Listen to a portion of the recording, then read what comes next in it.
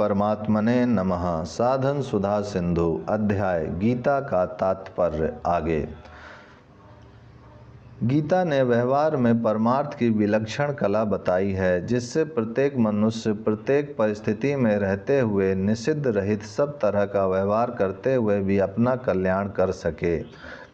दूसरे ग्रंथ तो प्राय यह कहते हैं कि अगर अपना कल्याण चाहते हो तो सब कुछ त्याग कर साधु हो जाओ, क्योंकि व्यवहार और परमार्थ दोनों एक साथ नहीं होंगे। परंतु गीता कहती है कि आप जहाँ हैं, जिस मत को मानते हैं, जिस सिद्धांत को मानते हैं, जिस धर्म संप्रदाय आदि को मानते हैं, उसी को मानते हुए गीता के अनुसार चलो तो कल्याण हो जाएगा। तात्पर्य है कि कोई भी मनुष्य, चाहे हिंदू हो, चाहे मुसलमान, चाहे ईसाई हो, चाहे यहूदी हो, चाहे पारसी हो, वह किसी भी मत का अनुसरण करने वाला हो, किसी भी सिद्धांत को मानने वाला हो, यदि उसका उद्देश्य अपना कल्याण करने का है तो उसको भी गीता में अपने कल्याण की पूरी सामग्री मिल जाएगी। व्यवहार करते हुए तत्व ज्ञान हो जाए, भगवद गीता हो जाए, भगवत भक्ति हो जाए, योग का अनुष्ठान हो जाए, लय योग, राज योग, मंत्र योग आदि योगों की प्राप्ति हो जाए, ऐसी विलक्षण विद्या गीता ने बताई है। वह विलक्षण विद्या क्या है, इसको बताने की चेष्टा की जाती है। हम जो व्यवहार करते हैं उसमें अपने स्वार्थ और अभिमान का आग्रह छोड़कर सबके हित की दृष्टि से कार्य करें।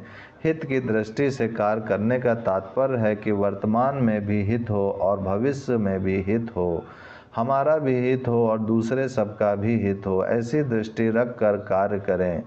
ऐसा करने से बड़ी सुगमता से परमात्म तत्व की प्राप्ति हो जाएगी। एकांत में रहकर वर्षों तक साधना करने पर ऋषि मुनियों को जिस तत्व की प्राप्ति होती थी, उसी तत्व की प्राप्ति गीता के अनुसार व्यवहार करते हुए हो जाएगी। सिद्धि असिद्धि में सम रहकर कर्म करना ही गीता के अनुसार व्यवहार करना है। गीता कहती है, जय पराजय, लाभ हानि और सुख दुख को समान करके फिर युद्ध में लग जा।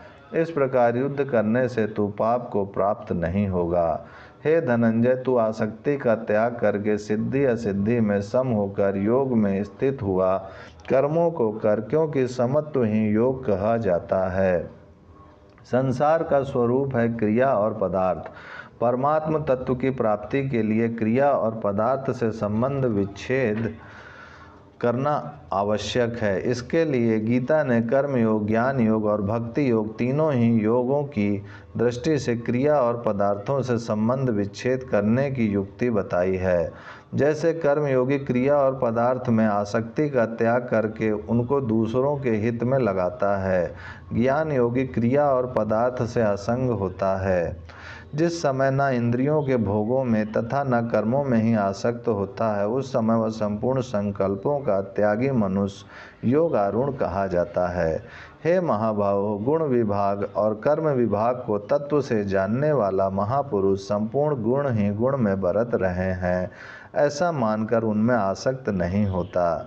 जो भक्त पत्र, पुष्प, फल, जल आदि यथा साध्य प्राप्त वस्तु को भक्ति पूर्वक मेरे अर्पण करता है, उस मेरे में तल्लीन हुए अंतःकरण वाले भक्त के द्वारा भक्ति पूर्वक दिए हुए उपहार भेंट को मैं खा लेता हूँ। हे कुंती पुत्र, तू जो कुछ करता है, जो कुछ खाता है, जो कुछ यज्ञ करता है, जो कुछ दान देता है और जो कुछ तप करता है, वह सब मेरे अर्पण कर दे। और भक्ति योगी क्रिया तथा पदार्थ को भगवान के अर्पण करता है। संपूर्ण क्रियाओं और पदार्थों को भगवान के अर्पण करने से मनुष्य सुगमता पूर्वक संसार बंधन से मुक्त होकर भगवान को प्राप्त हो जाता है।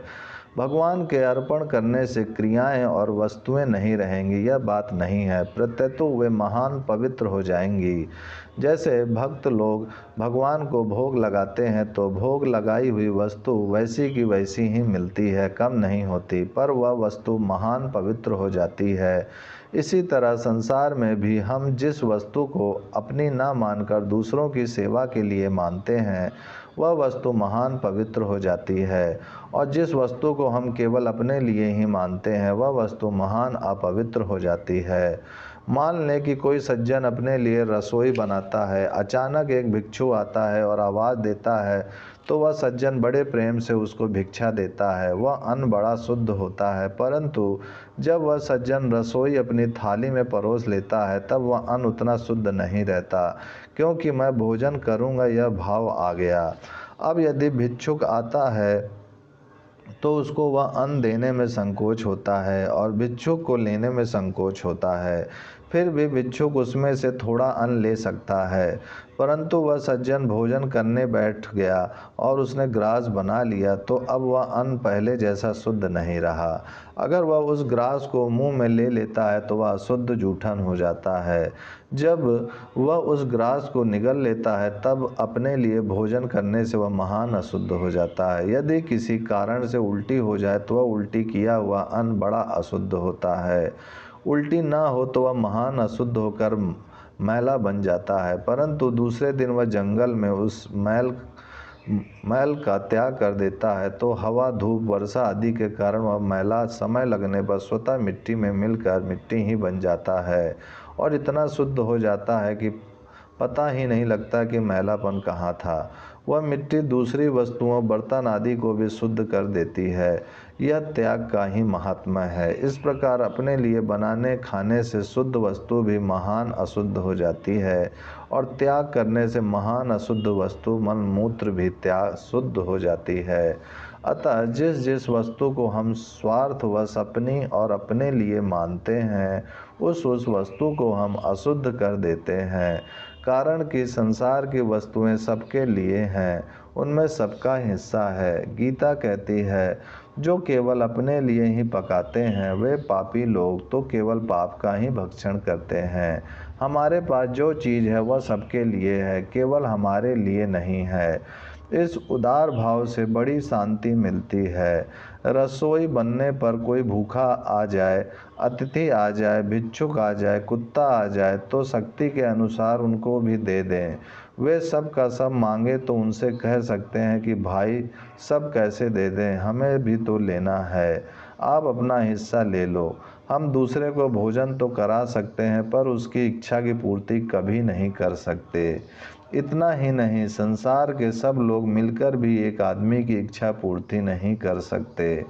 पृथ्वी पर जितने भी धान्य, स्वर्ण, पशु और स्त्रियां हैं वे सब के सब मिलकर भी उस पुरुष के मन को संतुष्ट नहीं कर सकते जो कामनाओं के प्रहार से जर्जर हो रहा है। ओम शांति शांति शांति।